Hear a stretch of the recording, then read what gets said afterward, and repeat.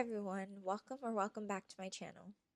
In this video, I'm going to be talking about my mental health and how things have been going with my med changes. So over the past year, I've been on a journey to come off one of the medications that I've been on for a few years, quetiapine. This medication has worked really well for me in that it kept me almost completely stable for many years, but it also gave me a lot of severe side effects that were just extremely difficult to live with and unmanageable. It was giving me a lot of nightmares and sleep paralysis. I was having GI issues, and I was also really sedated and really blunted on it. I felt like I was a zombie when I woke up in the morning, and it would take until 4 p.m. for me to finally become alert and feel like I was a regular person again. So for these reasons, I really wanted to come off the medication. It took a really long time for me to finally come off of it because every time I would lower the dose, I would start becoming hypomanic. So I've had to try new medications to try to replace the quetiapine so that I don't become hypomanic as I come off of it. Over the past year, I've tried 4 different medications. Some of them have worked, some of them have not worked at all. None of them are working completely right now. I'm still having hypomania in that I can't sleep. I'm not having any of the other hypomania symptoms that I usually have, like racing thoughts, increased energy, elevated mood, religious delusions. But I am not able to sleep, and despite only sleeping 1 to 4 hours a night for the past couple of months, I'm not tired at all. I'm not lethargic. I'm not cranky or groggy, which for me is a surefire sign that I'm experiencing hypomania. But because of the lack of sleep, I am still feeling really sick. I have bad headaches and I feel nauseous and my eyes are really tired. Even though my brain doesn't need sleep, my body is really suffering from not being able to get enough adequate rest. So it's been a very frustrating process of trying to come off the old medication and try new medications, which were also giving me a lot of side effects. Some of the new medications were giving me really bad side effects like akathisia, which is a restlessness, an internal drive to keep moving. It feels like there's an itch in my brain and I have to scratch it by moving and moving and moving, and I can't stop shaking out my limbs or pacing. I've also been having muscle stiffness, which is really painful. It's when my arms get really stiff from the medication, and it's just, like I said, very painful and uncomfortable because I can't move them. These side effects, in combination with the symptoms of sleeplessness, has been really wearing me down. I've been feeling really frustrated that nothing has been working completely. I am really glad that finally, in the past couple of months, I have been able to come off the quetiapine entirely, and things have been a lot better since coming off of it. I've been so much more alert. I don't feel sedated anymore. I don't feel groggy throughout the day. I'm able to converse with people because I'm not so blunted, and I can actually understand and follow conversations because my brain isn't so slowed down. So things have been really good in that respect, and all the other side effects that I've had on quetiapine have resolved, which has been making me feel so much better. So I am overall in a much better place than I was last year. So I am in a much better place now than I was at any point last year. But it is still very frustrating to keep trying medications and not have them work, and then to have to deal with their side effects, and then to also have to deal with symptoms at the same time. All that being said, I'm still in the process of trying to find the right medications to keep me stable and to help me sleep. I'm taking some sleeping pills right now, which are helping me to function because I can get a little bit of sleep that way, but it's not an ideal solution. I still need to find the right dose or combination of antipsychotics to manage that hypomania so I can sleep on my own without an aid. So that's what has been happening with my mental health. I've been doing a lot better, but also just struggling with medication changes and also things not working out as I want them to. I'm still going to be trying new medications, so the process isn't over yet, but for the most part, I'm feeling a lot better. I just wish that I could sleep. In this part of the video, I'm going to be talking about suicidal thoughts and suicidal ideation. So if that's going to be triggering for you or upsetting to you in any way, please feel free to skip the rest of this video. It's important to take care of yourself, and I really hope that you can show yourself enough compassion to do what's best for you. Another thing that I've been dealing with these past couple of months has been suicidal ideation. I've been struggling a lot with suicidal thoughts, and it's hard to pinpoint a single cause for them. Sometimes it's because of the medications are making me feel really awful. Sometimes it's because I feel like I can't do the things in my life I want to do because of bipolar disorder. Sometimes it's just the state of the world is making me extremely depressed. There's not one single reason for these thoughts. I've just been feeling very overwhelmed and uncertain, and I think that has been contributing to all these thoughts around death. As I was having these suicidal thoughts, they were really distressing and very scary, and at times made me feel very unsafe. But I talked to my family about it, and I talked to my doctor and my therapist about it, and we talked about ways to manage it. But what really helped me was a video I saw online by um, a psychologist whose name I can't remember right now, but I'll link it in the description. And basically, what he said is that he had a lot of suicidal thoughts when he was younger, and he ended up making a violent commitment to living. And by this, he meant that he would not entertain the suicidal thoughts. Even if he had them, he wouldn't entertain them. So you can't stop the thoughts that you're having, but you can choose not to engage with them. And he found that he was able to regain his life back because now he was thinking about things long term. Instead of having suicide as a backup plan or as an escape, he violently committed to living.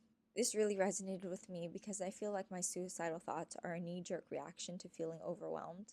When I feel like I can't handle the situation in my life, I go to it as an escape. So I decided to do the same thing. I don't love the word violent. I would rather say I'm making a radical commitment to living.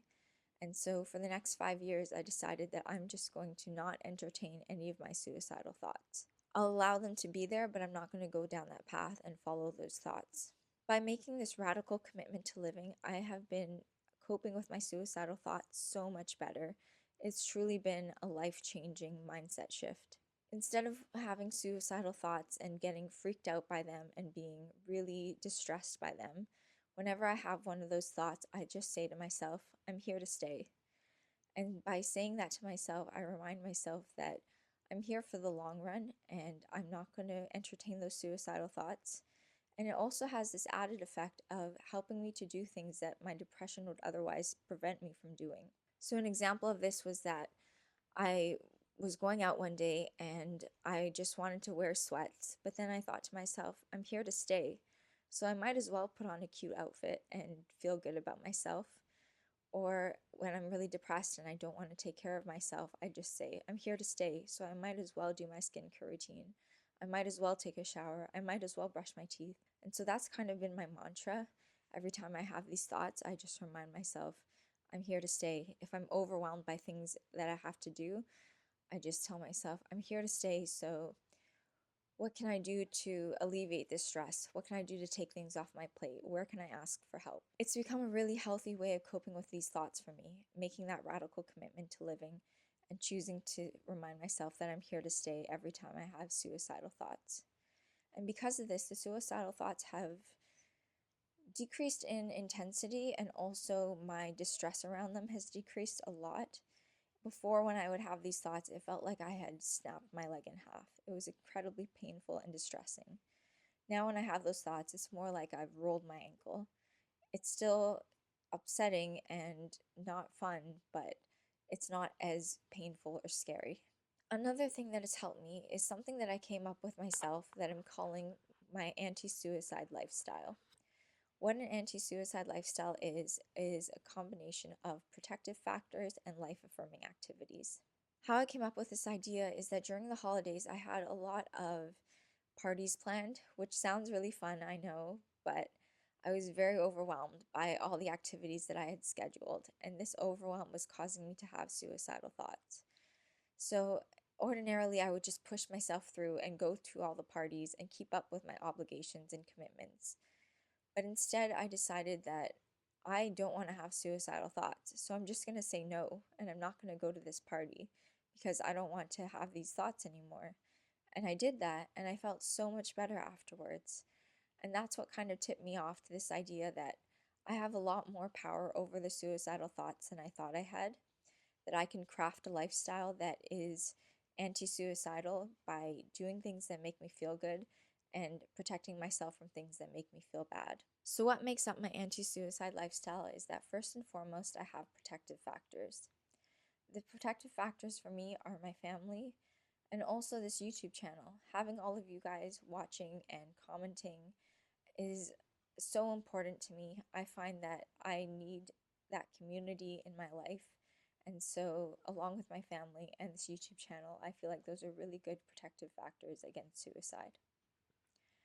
For life affirming activities, I try to do things every single day that make me feel good and that make me feel better, even on days that I don't want to do them, especially on days when I don't want to do them. For me, that looks like playing guitar every single day. Whenever I feel depressed, I dread playing guitar, I put it off and I don't do it. But I know that as soon as I pick it up, I enjoy it and I have so much fun. So I made it a habit for myself to pick up my guitar every single day, even if it's just playing one chord. That way I can build this life affirming activity into my life. And on the days I'm not feeling well, I might just feel better by having done it. I also try to make time for other hobbies like reading and skating. These are things that I really enjoy, and by building them into my life, I feel more protected against suicidal thoughts because I'm enjoying my life and I remember that I love living. Other life affirming activities for me are going for walks, being in nature is a big one, cuddling with my cat, and then also just enjoying the pleasures of life food, music, people to be around. I build these things into my life so that I have a nice life to live. And that is an anti suicide lifestyle, a lifestyle for me that is soft, that is nourishing, that protects me from suicidal thoughts, but also gives me something to look forward to and want to live for.